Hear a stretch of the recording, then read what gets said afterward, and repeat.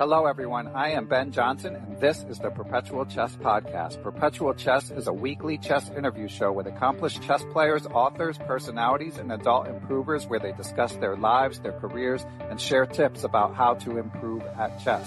For more information, go to perpetualchesspod.com. So without further ado, let's get to Hello, everyone, and welcome back to Chess Books Recaptured. I am excited to talk this month about one of my favorite chess books of all time, I have to say. And for listeners who haven't heard these podcasts before, every month, and we're hopefully getting back to an every month schedule after some delays, we take a break from interviews and review and assess a chess book, try to share some improvement highlights, tell you for what rating level the book might be appropriate, and just overall assess whether a book is worth one's time. And to join me doing it this month, we have a fellow chess podcaster. He is the host of the Chess Journeys podcast, which I always enjoy.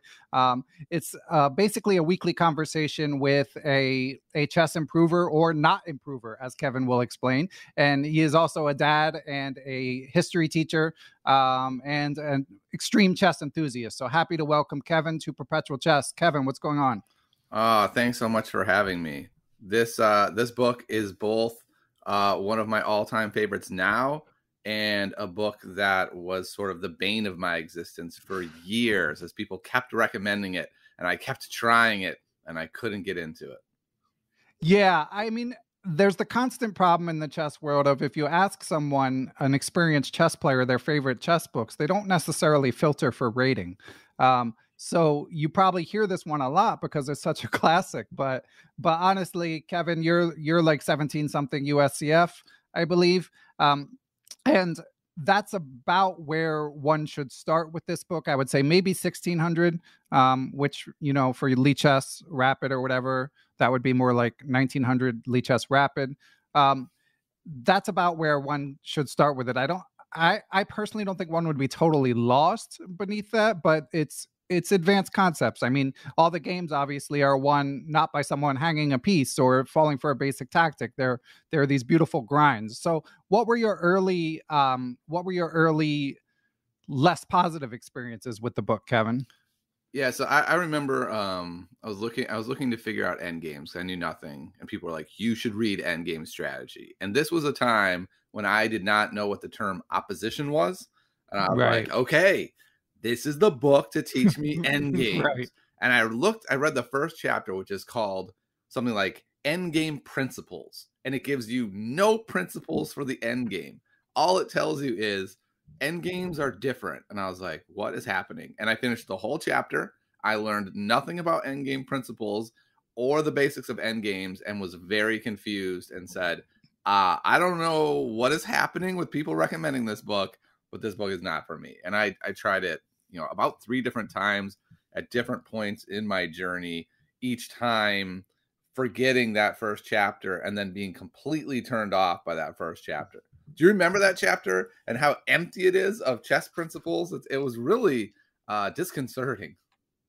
Yeah, for me, it's a different experience. I was trying to think back in our discussion prior to recording of what rating I was when I first read this, but I would guess I was at least 1800. And I just loved it from the start. And as I reread it, there are a few flaws with the book, which we'll discuss, but even rereading it all these years later, I still loved it. So yeah, I think a lot of it just comes down to your chess experience. So to build on what you said, Kevin, for anyone listening, I would say, make sure you've read like up to the 16 or 1800 level of Silman's Endgame manual, for example. Certainly you want to be familiar with concepts like opposition or the Lucena position, the bridge position in rook and pawn endgames, the Philidor position. You don't need to know them cold, but you should at least know what they are before you consider a book like this. 100 endgames you must know obviously gets name checked a lot here, and it's a great course, but you don't need to complete that. It's more like, the basics, what opposition is, what distant opposition is, and you're rated, again, I think ideally around 1600 tournament chess. And then it's a fantastic book. But before then, you might have an experience like Kevin did where it's counterproductive. What other endgame stuff had you done, Kevin? I guess not much, it sounds like. Yeah, but before I had done nothing And then I realized this book was not for me. And like you just said, I read Silman's complete Endgame course up to about 1600, 1800. And what I realized is what I now have are some cool building blocks. I know Yeah. opposition. If we randomly get a Philidor, I'm in business. But like, as we transition to the end game, I had no idea how to like actually play an end game. I just had a couple building blocks that I could slot in if they happened to come up. Yeah, and that's one thing about these technical endgame books. I call the ones that tell you how to play a certain position technical. I'm not the only one who calls them this, but just for the sake of clarity. But these technical endgame positions, I mean, you can drill them and drill them and drill them, but then when you get them on the game, you need to be able to identify them in the moment, and that is like degrees of difficulty harder. So that's one reason that I often end up advocating for books like this, such as Endgame Strategy. Of course, the other one that I mention all the time is Capablanca's Best Chess Endings by Irving Chernev, absolute classic, with a sort of similar spirit. But there aren't that many like that, right, Kevin? You've been saying that this book struck you as very unique. Yeah, definitely. I've looked at so many endgame books in this, trying to figure out just what to do. So the next step was, okay, I've read a bunch of Silman. He's very confident that I should be good at endgames now, and I'm not.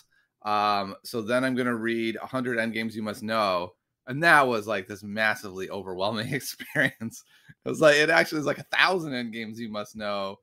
And they didn't feel like endgames I had to know to have the basics. It felt like really advanced stuff very quickly. And as I'm going into these deep rook pawn endgames, I still have in the back of my head, but Kevin, you have no idea how to play endgames, right? Like there's 8 pawns on the board, 2 rooks, and each side has a knight. What do? It's not in this 100 endgames you must know. And I had no idea where to even begin. You know what I would do usually, Ben? I'd do this. What's up? I heard you're supposed to bring the king to the center. And I would just start Right. aimlessly moving my king to the center because that was the one principle I knew. Okay, well, yeah, and this book is chock full of little mantras and principles, and he does a nice job repeating them. So hopefully you feel a little bit less lost now, Kevin. Yeah, I'm gonna go so far as to say this book has transformed completely how I even play chess, right? So not only has it given me ideas of how to play the end game, some principles of how to play the end game, but then those have trickled down to my middle game play. As before, I knew like, hey, you don't want to have double pawns going into the end game. That would be bad. And I would think, sure, that totally makes sense. And then I would get to an end game and go, I don't know like how this works or how I'm supposed to exploit this. But now, even from the early middle game, anytime I can make a weakness, I'm thinking, ooh, I've made 3 weaknesses already. If I could turn this into an end game, I would be in business. Or conversely, if I have a bunch of weaknesses, now I'm thinking, oh, I got to do something big in the middle game. Because if we go to an end game and my situation looks like this, I'm in huge trouble. And now compare that to before when we get to an end game and I would just go, king goes to the center. Like these are, earth-shattering differences here. Yeah, and he does define the concept of a weakness because I think everyone can identify a weak pawn, double isolated pawns, doubled pawns, backward pawns, isolated pawns, etc. But I'm sure we'll get to the principle of 2 weaknesses. One of his many sort of uh, prevailing themes of the book, but he also defines a weakness as he says, I quote, it can be much wider than a lone pawn which can be subject to attack. It can be the occupation of an open file, an enemy outside pass pawn, that means one on your team, an immobile piece, a king which is cut off, and so on. So for one thing, this broader definition of weaknesses, I think probably you did, and I do find helpful. Yeah, it's so fascinating too because I'm still not a great chess player, right? And so he shows a position and I look at it. I'm like, okay, there's a weakness here. I can see that this backwards pawn is what we're attacking. But then as the game develops, it's very clear that it is not enough for them just to have that one weakness. And it's always fascinating to me how he shows how this other weakness gets created, which often still seems to me almost by magic, right? It's like your pawns are perfect, but when you attack it with this bishop and then you reroute the knight over here and then you blind your opponent with some waiting moves for a few moves to lull them into a false sense of security. Then you strike and you make the second weakness. And it's just like mind blowing sometimes. Yeah, so probably self-evident. That's what the principle of two weaknesses mean. Often one weakness is not enough. And if you think about like military strategy or a board game like Risk, that's often a concept that comes up in those. I mean, if you're just like, even if you have in Risk, like an army game, if you have the army dwindled but they're hunkered down, it's tough to crack them. But and similarly, it's like attacking from different flanks in a battle. So it makes sense, but again, it's the fact that they give it a language. I don't know to what extent he deserves the full credit. We'll get into that when we dive a little deeper into the background. But there's like a big Alekhine quote, this beautiful endgame that Alekhine plays, where he has a quote from, I guess, Alyekin, excuse me, where Alyekin breaks down his strategy in full, and then Shereshevsky jumps in and says, like, oh, and by the way, that was the principle of two weaknesses. And you're like, oh yeah, that was the principle of two weaknesses. But until you're thinking, until you have the language, it can be hard to implement the strategy. So I think, are you finding that helpful in terms of like forming a plan when you play now, Kevin? Oh yeah, definitely. I mean, just even the idea of formulating a plan is transformative for me right now. When I enter an end game, I try to stop myself and say, what is your plan here? You're no longer playing the same chess game you were. What's your plan? And that's what I'm thinking. Where are the weaknesses? How many are there? If there's only one, that's not enough. Whereas before, I would have assumed one would easily be enough. I have the open file. Boom, I'm going to win this. But now I'm thinking that's not enough. And I'm trying to figure out, if there's not another weakness, where can I create one?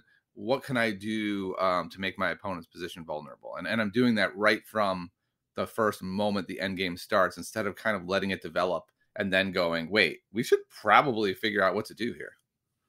Yeah. I mean, here's the quote from Alekhine, which I think is representative of a lot of the sort of end games you see in this. And obviously, again, if you study someone like Capablanca or Rubinstein's games, you'll see these sort of plans in action. But he says, the play in the ending is by no means so simple as it appears, especially for Black's plan, which will prove completely successful. It consists of the following parts. 1, exchange one pair of rooks, excuse me. 2, transfer the king to e6, where it will be defended by the e-pawn and can prevent the invasion of the enemy rook. 3, operate with the rook on the g file and advance the h-pawn. So that's what Kevin was saying about where you're creating the weakness.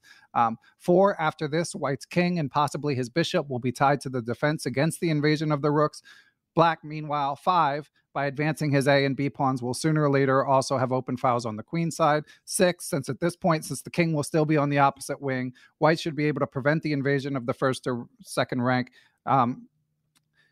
And then he goes on to say, it must be admitted that had White from the beginning realized there was a real danger of him losing this ending, by careful defense, he might have been able to save the king. But what happened was that Black played according to a definite plan, whereas White played only with the conviction that the game was bound to end in a draw.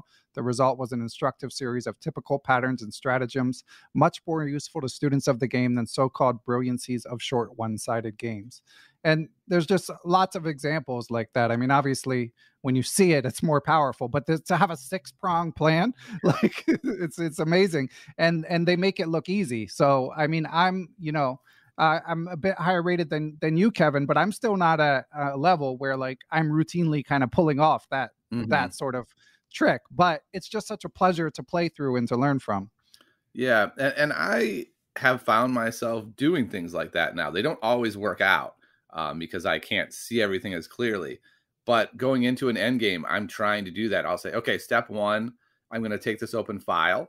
Step 2, they have a bishop that's going to be a bad bishop and a good bishop, and I have a good bishop and a knight. I'm going to try to trade the good bishops by going here, leaving them with a bad bishop. And then, my king is closer to the center, and I can do this thing. And half the time, by the way, I'm wrong, and it all collapses and falls apart.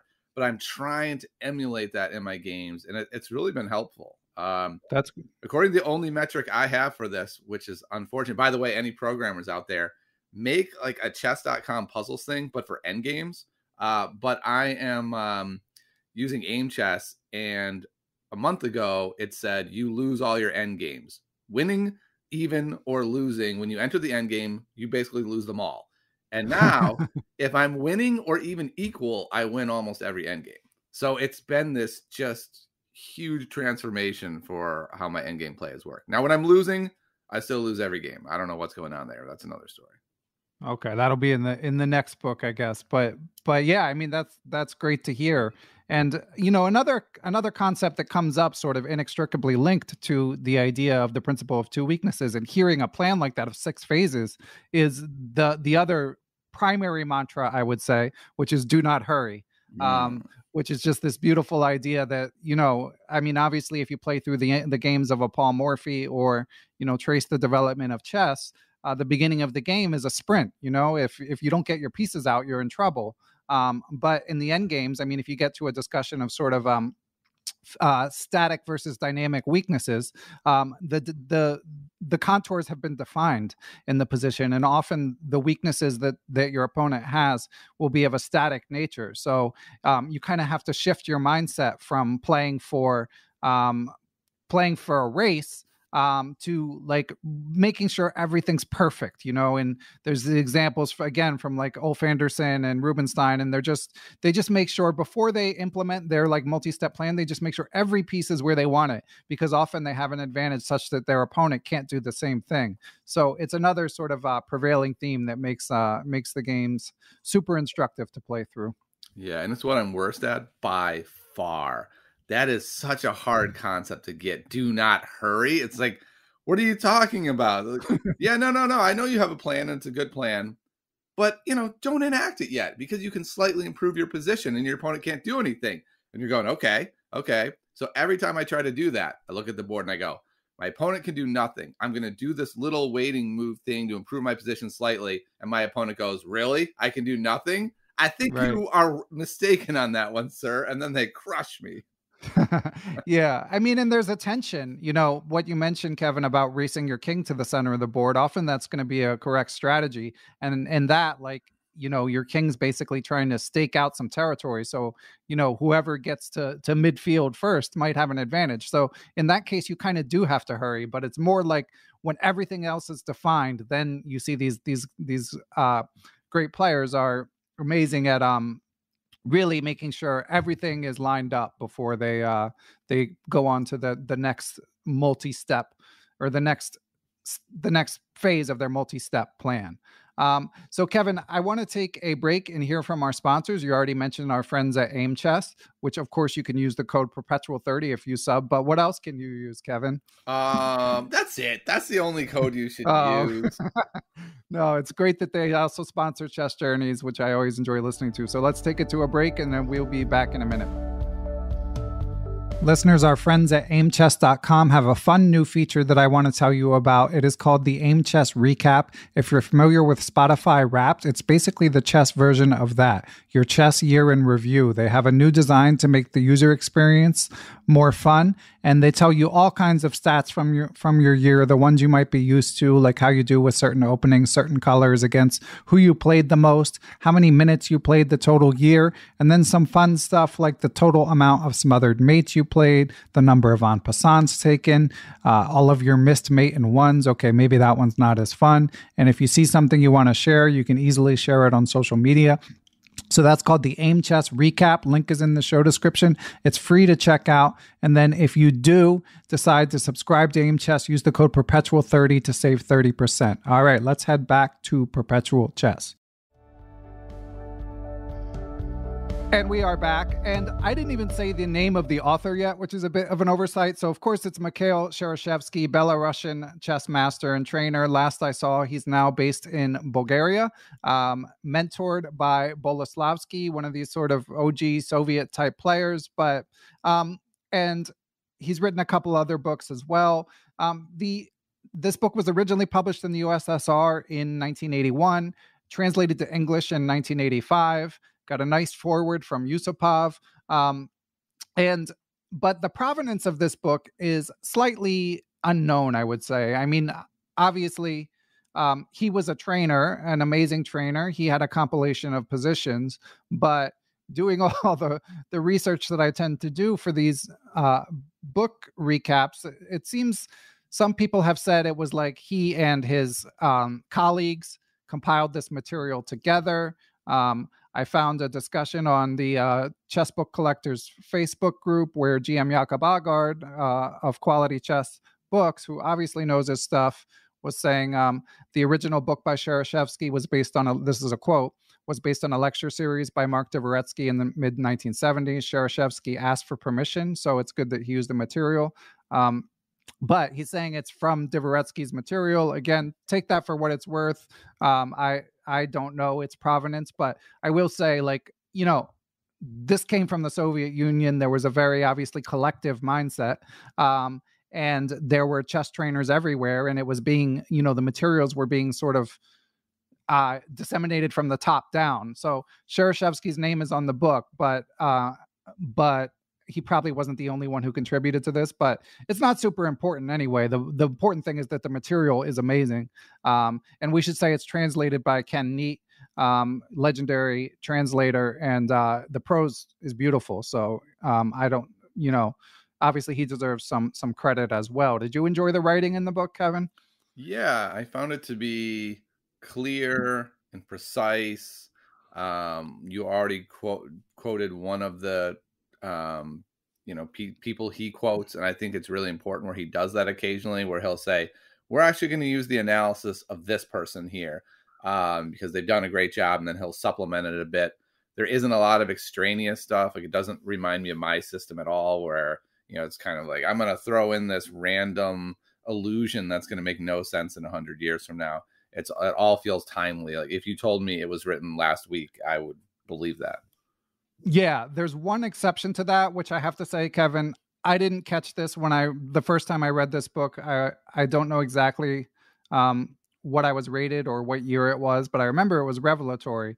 But this time, the only ebook right now that I could find is on Kindle, and I already had a paper copy, so I just rolled with that. So there's no move trainer type way to play through it that I could find, but there are Lichess studies. Nothing that I could find that was 100% comprehensive, but if you Google a given game so that you can read through the book and play through it on your device, there's a good chance you'll find it in chessgames.com, or you'll find it already in Lichess. I put up some chunks myself on Lichess and the stuff that I was working through. But anyway, looking at it this way, what that meant is I had the engine on. And Kevin, man, are there a lot of errors in this book. I wouldn't, of course, now, obviously, full caveat, if I didn't have the engine on, I would have caught like maybe 5% of them if I'm lucky, you know. But when you have the engine on, a lot of the time it's kind of just like mocking some of the analysis. Now, the good news is our friends at New in Chess /Chessable have a new version coming out in May. Fully updated additional material. There's going to be a video version, and I only found this out after Kevin and I agreed to do this, and then reached out to them to get a few more details. And yeah, so it sounds amazing. So I mean, anyone in the proper rating range listening to this, full-throated recommendation for this book. But if I were you, I would wait till May before picking it up, because it'll probably be on the New in Chess reader if you prefer to just read it as a book with the sort of playthrough option, or of course on Chessable or Video Chessable, which obviously could be amazing. So that's something to look forward to. But yeah, it has to be said, tons of engine errors in this. Tons of errors that the engine spotted in the analysis. I kind of feel like a little kid, and you just told me Santa isn't real. Yeah, so yeah. I wish you hadn't, first of all. And second of all, I'm devastated. Now, for me, what's interesting is it's not about the engine analysis, right? It's really just about the ideas and the concepts. I actually don't really care if the precise moments are wrong, but I feel like it's the overall ideas that I'm taking away. That is really interesting, though. I will say this, though. One of the things I love so much about this book is the length. And while new material sounds wonderful, I love the idea that it's something like 211 pages and feels manageable from the first time you pick it up. Whenever I look at something like Dvoretsky's manual, I just look at it and go, no, I'm not doing that. It's too big. It's too long. I won't be able to make my way through it.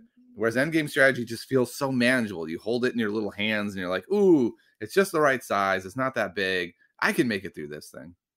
Yeah, it's not quite on the simple chess scale of like you learn something and you finish the book and you banged it out in 2 weeks. I mean, obviously I do this every month, and for me, I did about 20 pages a day over um over a 10-day sprint. And that's with days off when I was playing a tournament and stuff like that sprinkled in. But I would say that's not optimal. Like probably Mhm. optimal, but again, I had already read this book. I would say optimal, but you could do it 45 minutes a day for 10 days and you'd get great benefit. And then Kevin, as I know you're planning, then you could do it again, right? Yeah, so I started this book for real December 4th. I've done it every day since then, and I'm only at page 185. Don't worry, listeners. I skimmed the rest of it just to make sure there were no surprises. And I have done a total of 24 and a half hours so far. So I'm really taking my time. It takes me about 15 minutes to play through each game, and I'm trying to do it in this take 2 to 3 months, and that way it really filters in. I feel like when I read a book in a week or two, it comes and it's gone. But when I'm in it and simmering in it and stewing in it for 2 or 3 months, it really seeps in a lot more than the quick sprint does. At least that's been my own process. Yeah, that makes sense. And to circle back to what you were saying about the engine stuff not being important, Kevin, I agree, full stop. The only caveat I wanted to add was like sometimes there's like a transition to a king and pawn endgame. And like as any chess teacher will tell their student, like when there's a transition to a simplified situation like that, that's when like the result could very easily swing. And there was one or two examples where he gets those wrong. So hopefully you'll get. But then there was also like there's this queen and pawn ending in the game, like Golden Kurzabov, where you have to do this like 5-move maneuver to basically lose a tempo in order to sacrifice a queen under more favorable circumstances, and he like crushes that analysis. He has it perfect. So there is some really impressive analysis in this. It's just inevitable with any old book that there would be mistakes, and as Kevin says, that's not really what this book is about. It's about how to implement a plan. Plus, if you all wait till May, you'll get the newer version anyway. So It's interesting. so what else do we have to say about this book, Kevin? Well, real quick about the engine stuff. I'm doing it as kind of a guessier move for the side that's going to win. And I'm usually wrong. And now I have in the back of my head, am I usually wrong, Shereshevsky? Right, yeah, you were right every time, Or for have I sure. been right all this time? And I am the Yeah. superior endgame player.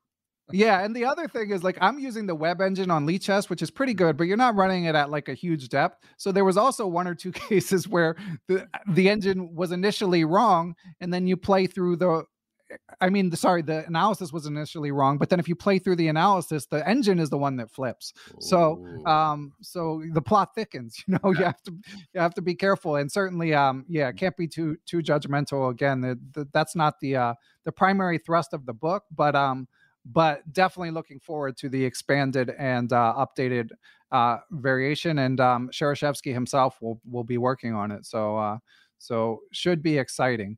That's amazing. For some reason, I just assumed Shereshevsky was no longer an active or potentially alive person because I hadn't seen anything from this individual. So this is really exciting. I wonder if there's a bunch of other works that he's, considering releasing that maybe were only in Russia or only in his files, and he's thinking, ooh, maybe I should release this as well. So, anyone who knows him, let him know we want all of his stuff.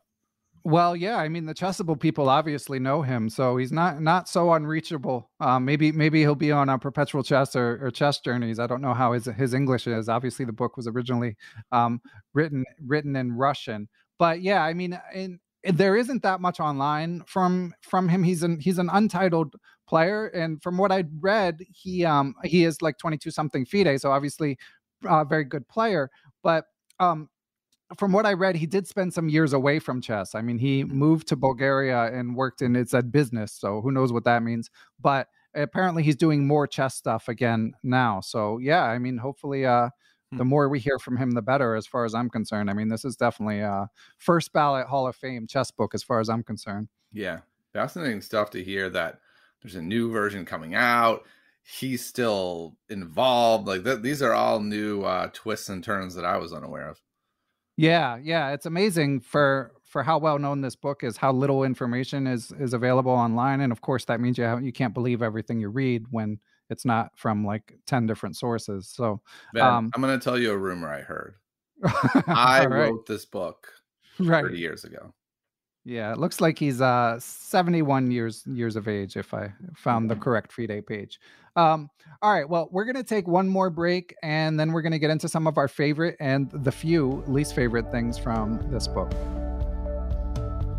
Perpetual Chess is proud, as always, to be brought to you in part by Chessable.com. Of course, Chessable is constantly dropping new courses. Some of their latest include Keep It Simple for Black by I am Christoph Selecki, aka Chess Explained. It gives an entire repertoire for Black no matter what you face, and Christoph is always thorough, yet not overloading you with variations. There is also a brand new Lifetime Repertoires Berlin defense from former U.S. champion GM Sam Shanklin. I hate playing against the Berlin, so I'd rather you not get that one. But hey, if you're looking to learn it, of course, Sam Shanklin does not mess around with his course offerings. And of course, whatever you choose to study on Chessable, you can utilize their proprietary Move Trainer technology to help you remember the lines you learn. So be sure, as always, to go to Chessable.com and take a look at what's new. And we are back. And before we dive into the favorites, I did just want to read the names of the 13 chapters just to give listeners a little concept of sort of the type of material you would be dealing with, and then we can pivot from there to which ones we like the best. So here are the 13 chapters: basic principles of endgame play, centralization of the king, the role of pawns in the endgame, the problem of exchanging, do not hurry, schematic thinking, the principle of two weaknesses, the struggle for the initiative, suppressing the opponent's counterplay, positions with an isolated D pawn, the two bishops, the 3-2 queenside pawn majority, and complex endings, which is where everything else that couldn't fit anywhere else goes. That should be called miscellaneous. Yeah, exactly. So what's your favorite, Kevin? Okay, so my favorite by far, and there are many good chapters, is schematic thinking. That you read a quote already from that chapter, and that's the chapter I feel like that does the best job of really laying out how you should think about endgames sort of in its entirety. Not all endgames are as simple as that, where you can just, from the moment the endgame starts, isolate 6 mini plans that you should be enacting and with a goal of how you're going to string them together. But after reading that chapter, that is where it all really clicks for me, that endgames are different. And the second we enter an endgame, I should be thinking about what my plans are. I shouldn't just be thinking about centralizing my king. I shouldn't just be thinking about a weakness. I shouldn't just be thinking about that isolated D pawn, but I should have a master plan that I am working with if I want to win this endgame. And that was amazing. And like that quote you read, there's about 5 others like that in there where it lists step 1, step 2, step 3. And I couldn't understand all those steps, but I knew they were there, and that this is what separates me from someone who can really understand an end game, that they have a master plan in mind. And that was really a big moment for me. Yeah, it's amazing to see. It is kind of like a magic trick when you see it in action. Yeah. And yeah, again, my plans don't run as smoothly, although certainly I've benefited from this and tried to create a second weakness and even sometimes succeeded. But yeah, I mean it's amazing to behold the true masters in action in these end games.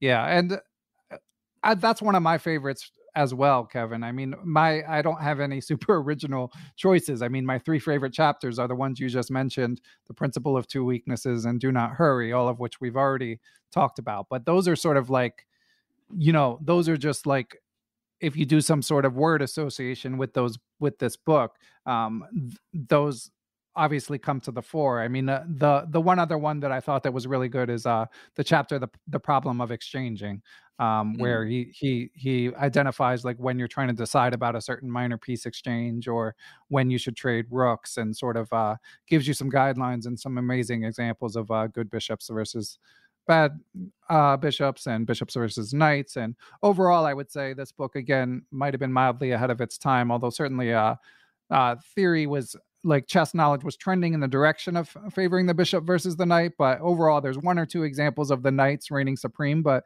it's pretty much an ode to the bishop as well, I would say. Yeah, that chapter, the two bishops, has Yeah. just convinced me that in every endgame, bishops are better. And whenever I enter an endgame and my opponent has two bishops, I'm now terrified. I'm like, well, I'm Right. dead. There are no examples where the bishops don't win. Yeah. Because There he'll is, show yeah. even closed positions, and you're like, there's no way the bishops are better here. And he's like, watch this. You open up the position ever so slightly. Now the bishops crush everyone. Yeah. Yeah, the bishops don't the bishops are a strong piece. So there I think there is at least one example where the knights win. It's obviously same side of the board pawn situation, Mhm. but yeah, it's the bishop is not to be trifled with. Yeah, it's funny because for me, one of my least favorite chapters is the problem of exchanging, and I think this reflects our rating difference because what I got out of that chapter was it is nearly impossible to know when to exchange. Grandmasters often get it wrong. You, Mister 1600, have no chance of getting this right. Also, I'm going to give you almost no principles about when you should do it. I'm just going to give you examples and hope that you can extract the principles from those examples. That was my experience with the chapter. That's a really good point. Yeah, it's tough. I mean, and again, I think part of it is like I don't know. When I read this, obviously I'm hoping to get better at chess, um, as we all are, but um but it was more just like for enjoyment. So I love the examples. There's so many classic games, not just in the problem of exchanging chapters, but like Capablanca Alekhine, Fischer Reshevsky. There's lots of games from Zurich 1953, which I of course did a podcast with Nate Solon on. Karpov Hort. There's just tons of sort of very famous end games. So for me, it's like a beautiful compilation. So I agree with you that like maybe if you're looking for something strictly prescriptive, then that I could see how that would be um, a little frustrating. But it also, as you say, it could be a level difference where Mhm. um, I I I don't need as much explained. Maybe I'm not sure. Yeah, I think that's another interesting thing about this book that I feel like on its own, 2000, this might be the only book they need. Someone like me, as I'm reading this, I'm constantly thinking, could you provide a general rule? I would love a bullet point here. This is the takeaway from this game. This is the rule that I'm showing, but they're much broader than that, right? It's more just here's the principle of two weaknesses. I'm not now going to give you a list of how to do each of these weaknesses and walk you through it step by step. I'm going to show you an awesome game and you will glean that information. Yeah, I mean, part of it is just the harsh truth that the chess is only so bullet pointable. I mean, Yep. the literature has improved a lot in terms of distilling lessons as best as possible. But hey, I mean, there's a reason it's been around for 1600 years and people are still obsessed with it. It's a complex game. But I get what you're saying. I mean, you're looking, you want a good bang for your buck on the time that you spend studying, and if there's not like a sentence that you can just take away and try to apply, it can be challenging. But I you know sometimes there's like an osmosis type process that can happen with chess improvement too. So I think as long as you're fully engaged when you're playing through the games, even if you can't summarize what you just learned completely, I think there is an inherent benefit to playing through some of these masterful end games. Yeah, I've really been wrestling with this book in particular as the example of is it better to have spoon-fed, bullet-pointed examples that are kind of fake, to be honest, because chess doesn't work like that. You can only trick yourself into thinking it works like that. Or is it better just to have someone give you a broader topic and then just annotate it and show you how that topic works in practice and how it goes in a bunch of different directions, and sometimes it conflicts itself because that's how chess works. So it has been interesting to try to balance that for myself. What is the better approach? And I don't know, but all I know is after playing Shereshevsky, well, going through the book very actively, I feel better. Just little things where to put my rooks. There's this weird thing, well, weird for me, of sliding the rook behind the king and have like a knight supporting that square and checking. And it doesn't look like it does that much, but it just kind of pushes the king over. And I had never done that check before. And after seeing that happen 50 times in this book, when I see it in games, I just go, I can't know that this is right, but GMs do this all the time, so I'll do it. And it just often does something good for me. And it's just that osmosis thing, right? I don't fully understand it. I just know this is a reasonable move in this position. Yeah, the weakness of the cutoff king, as mentioned earlier. And Yeah. Kevin, hearing you talk about it, I mean, I hear a lot of self-doubt, which I think is natural. I mean, I had an endgame a couple months ago, where I had an exchange. I was down an exchange, but I had 2 pawns for it, and I was the one who could press for the win. And it was a tournament game, so you have a reasonable amount of time to think.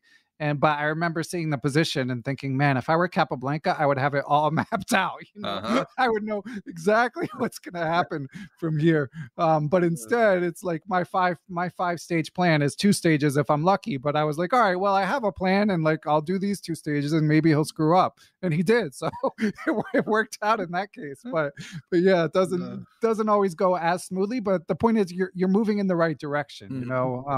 Every little bit helps, and you kind of have to fake it till you make it. So, if it gives you a bit more confidence, that can become kind of like a self-fulfilling prophecy in terms of that's the whole bad plan is better than no plan thing. And my confidence in Endgames has just soared, right? It went from 0, I would rather just not play an Endgame, to let's do this. Let's trade to the Endgame. I've read Shereshevsky. Have you? And so that feels really good to have that thought going in. Now, again, that's online against other 1600s. It'll probably be different when I'm back at a USCF tournament playing a 1900, and their answer is yes, I have actually, and I understood it better than you did. I'm like, okay. So it'll be I mean, and the book is beautifully instructive, and actually, like hearing you talk about that calls to mind during the World Championship. Fabiano did an amazing job with the team at chess.com, and there was one quote that he said that ended up getting clipped and being shared on Twitter and stuff. But he was talking about the evolution in his game in the past few years, and he said even prior to the World Championship, he generally felt like at the margins he was trying to avoid end games, because he's known as a very concrete player. He has amazing opening preparation, and he's one of the best calculating players in the world. He's not known as much for like his delicacy, his subtlety in the way that he plays. But he said he did a lot of work on his end games, and he said prior to doing that, he felt like his advantage was diminished as you went to an end game, but after doing the work, he felt like it's actually the complete opposite, that the fewer the pieces on the board, the greater the advantage of the stronger player. And obviously that's something that Magnus has embodied in his career. So to hear that at someone who's already, obviously one of the best players in the world, really shines a light on just how much you can learn from the end game. And obviously for any listeners who didn't hear my interview with Grandmaster Keith Arkell, obviously lower level grandmaster, but has specialized in end games from the beginning and sort of built a career out of knowing his structures and eagerly trading queens, and then just knowing he's going to beat whatever 2000 to 2300 player in his sleep once things are in an end game. So that there's a wide runway in front of you, Kevin. It just long feels runway, like I should say. Also end games are so knowable. Middle games are this impossible mess that you're hoping to wrap your hands around with experience and understanding structures. But once there's less pieces on the board, I don't know. I just feel like theoretically, I should be able to figure it out more easily. And I know it's not necessarily true, but I'm trying. Yeah, it's definitely not true. I mean, even again with the engine bar, when you watch the top games, I mean, even the elite players are making mistakes all the time. It's a dark art, but there's real subtlety, and real edges to be gained. We have a quote here from Fred Wilson. Again, I am now naming you, Fred, the official book correspondent. Of course, you guys should, if you're in New York City, if you're passing through, go visit Fred Wilson Books near Union Square. He's got a great collection. I think he'll also be at Amateur Team East as the bookseller. So if anyone's there, go say hi to Fred. But anyway, Kevin had been talking about the unique nature of this book, and that most Endgame books were he considered to be, again, more technical. And that got me thinking about like what analogs there were to this.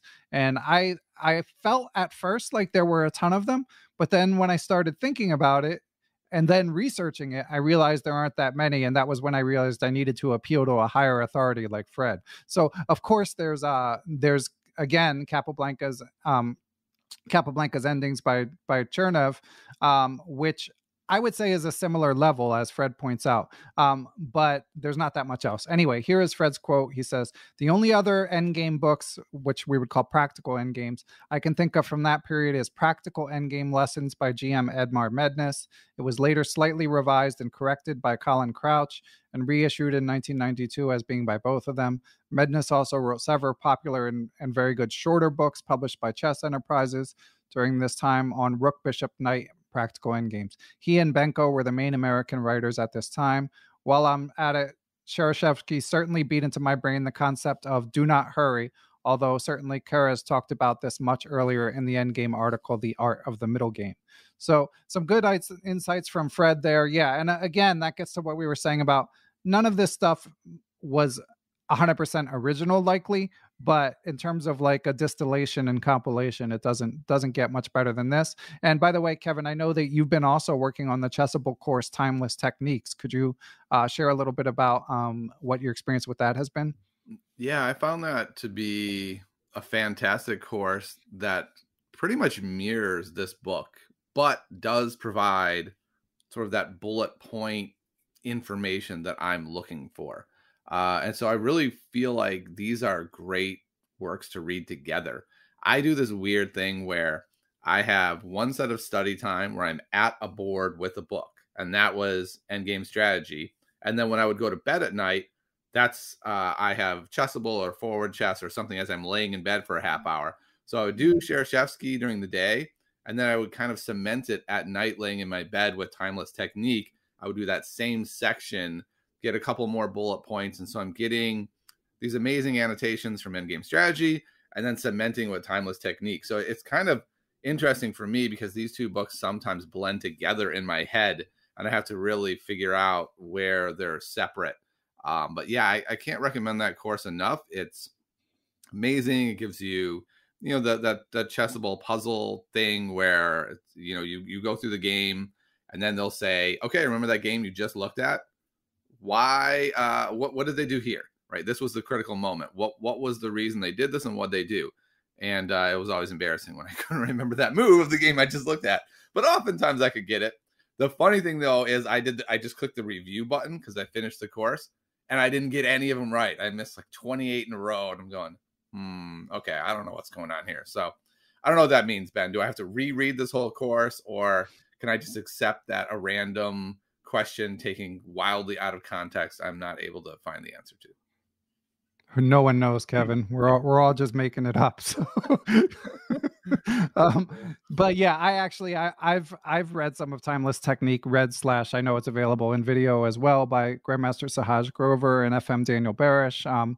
And yeah, it's a great chessable version of Endgame Strategy. And of course, Endgame Strategy, I mentioned there are a lot of classic games, but you could consider that a weakness or a strength, depending on how many times you've seen a bunch of these positions. Whereas Timeless Technique being a modern work, there's examples from Magnus and so on. So lots of modern examples. So if again, Endgame Strategy will be on Chessable as well. But if you can't wait to get some Endgame work in, Timeless Technique, I would say it's a similar target rating range, like you best suited probably to 1600 to 2200 ish, but every bit as instructive. So definitely give that a shout out as well. Yeah, I'd say it's a little bit more accessible because of the bullet points. You can trick yourself easier into thinking you're understanding the material than you can with Shereshevsky. Okay, well, there's no greater endorsement than we could hope for than that. So okay, least favorite things. Did we cover that, Kevin? I do have one thing that I noticed. Okay,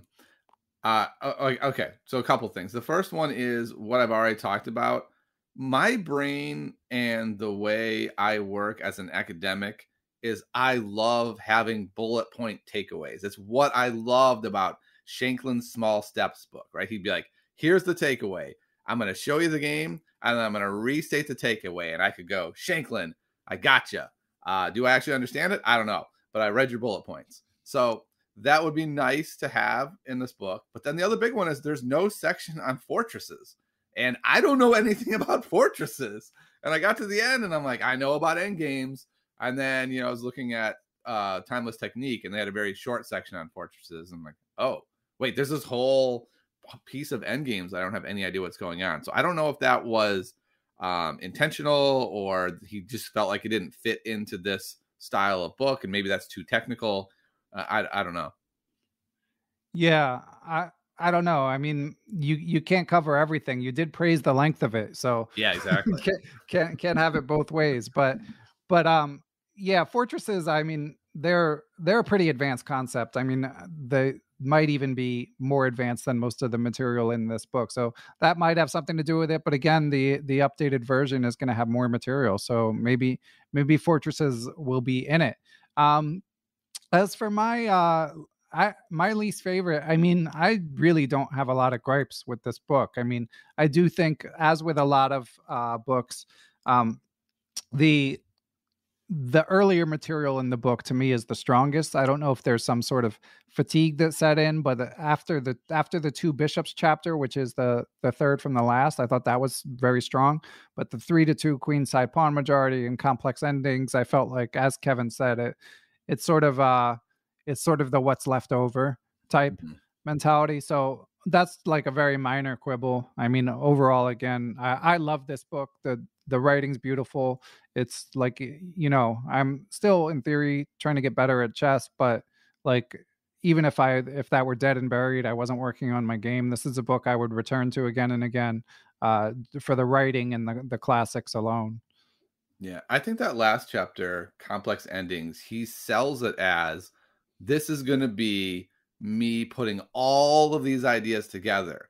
And this would be the moment for him to kind of add the bullet points in, right? We talked about weaknesses. So here are these 4 things in practice. But instead, what he does is just like, here's another awesome game. Okay, thanks. Yeah, and it's come up before on the book reviews. These older books, they often just kind of drop the mic and leave the room. Oh yeah, this ending is hilarious.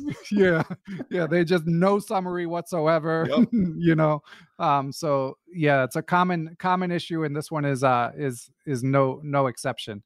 I did want to read one quote before we get out of here. I think we're almost done here, Kevin. But just to give us a sense for the prose that I've been praising so much. So here's a quote about Smyslov-Aronin game, another famous game. So they say, a mistake which shows how easily a certain win can slip away due to an incorrect valuation of an ensuing pawn ending. So Aronin made a mistake. And then in Aronin's defense, it has to be said that it was very difficult to see Smyslov's brilliant defensive idea. Besides, a player who is facing loss mobilizes all his strength and clutches at the slightest chance, however improbable, like a drowning man at a straw. The player who is winning, on the other hand, is reluctant to seek saving chances for his opponent, especially if they are of a very difficult nature. Even great players have been known to relax in such a situation, and chess history knows of numerous similar examples.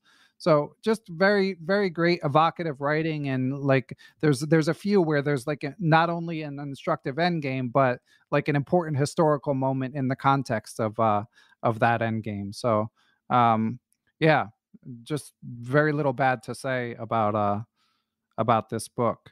And to be clear, sorry, that game ended in a draw, not a win. Sorry, go ahead, Kevin. I was just going to say, what a realistic quote that is. I do that all the time with ridiculous things. I'm like, oh, I've got an unstoppable mate in 2. And they're like, really? What if I put my knight here? And they're like, okay. All right. I was a little too optimistic about my own Yeah, strong yeah. ending. Like yeah, like when it gets to my recent Master to IM episode where Evan Rosenberg was talking about how he'll commonly, when he's winning a game, he'll feel like, oh, this is over, so Mhm. I'm gonna go get a burrito, then I'll have 3 out of 4, Yeah. I love and that part of that episode. He's yeah, narrating the whole thing, and then his opponent's like, "Really? What if I do this?" yeah,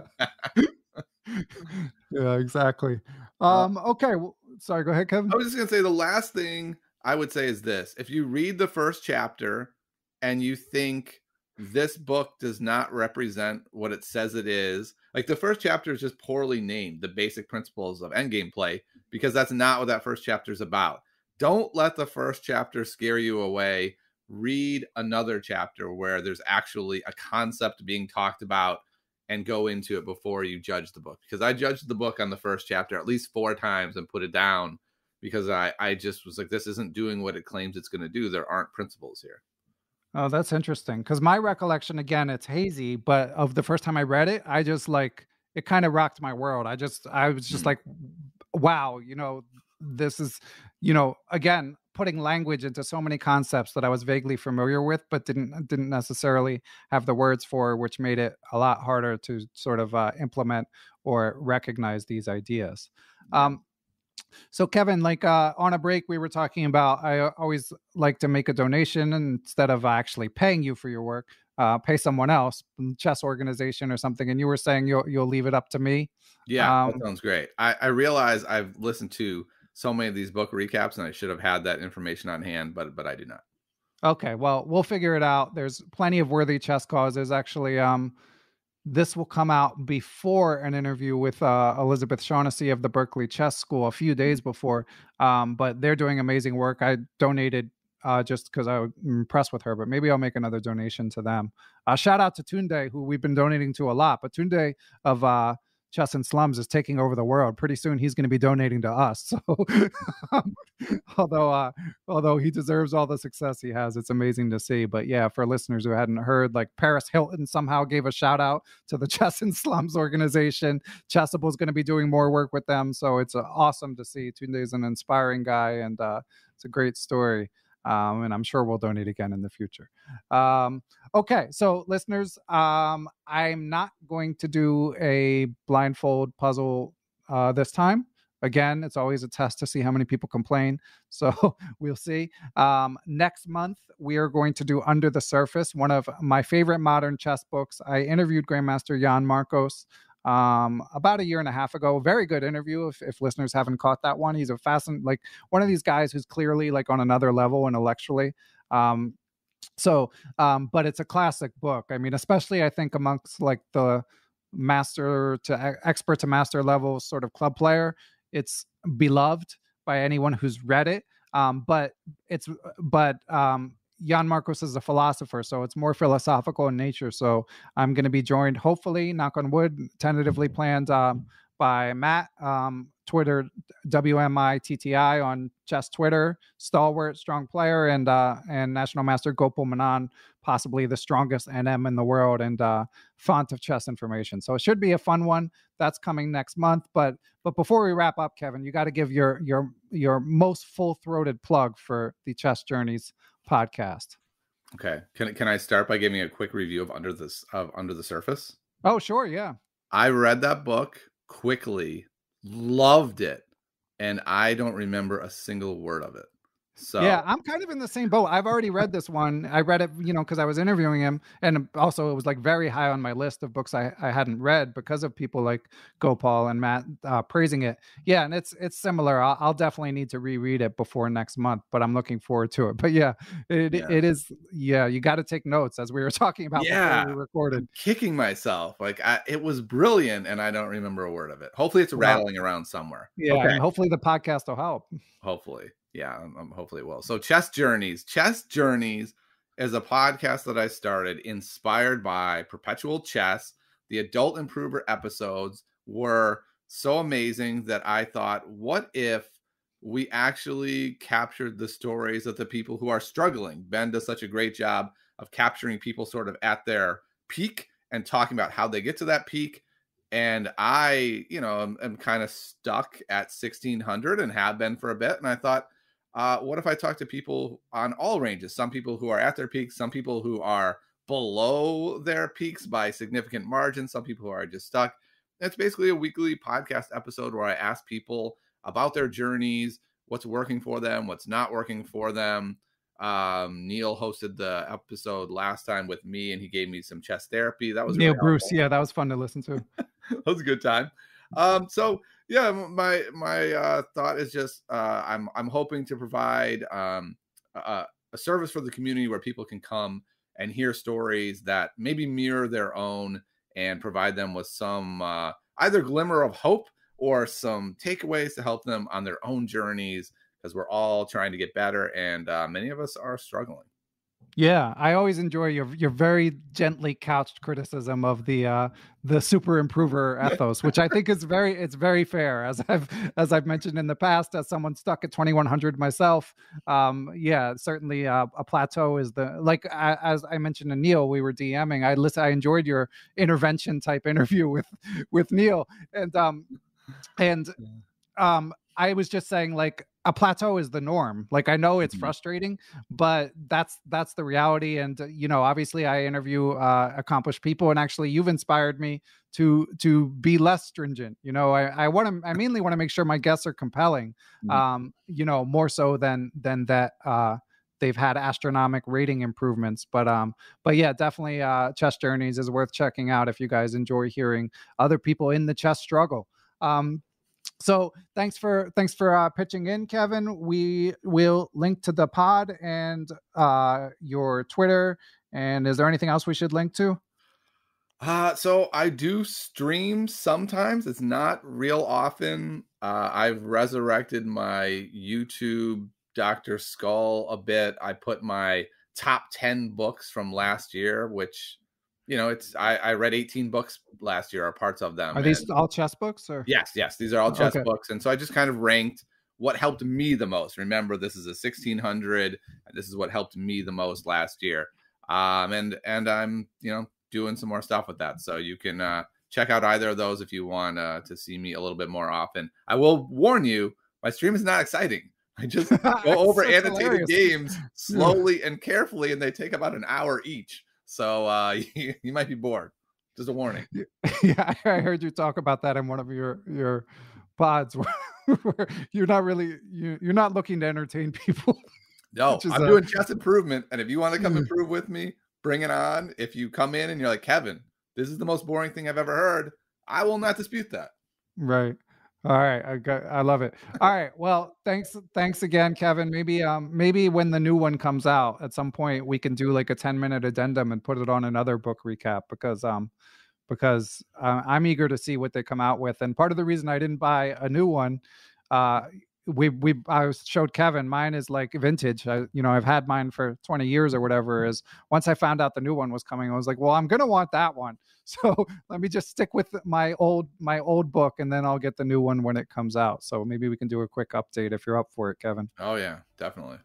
All right. Well, thanks again, listeners. We will catch you all either next week or next month, depending on if you're listening to the interviews in between book recaps. Take care, everyone. Thanks to everyone who helps make Perpetual Chess possible. Big shout out to my producer, Matthew Passy. I'd also like to thank the Blue Wire Podcast Network, with whom we are proud to be affiliated. Be sure to follow us on social media, Beneficial1 on Twitter, at Perpetual Chess on Instagram, or you can join the Perpetual Chess Facebook group. You can email me, ben@perpetualchesspod.com. And of course, last but not least, I'd like to give major thanks to the Perpetual Chess Patreon and PayPal supporters.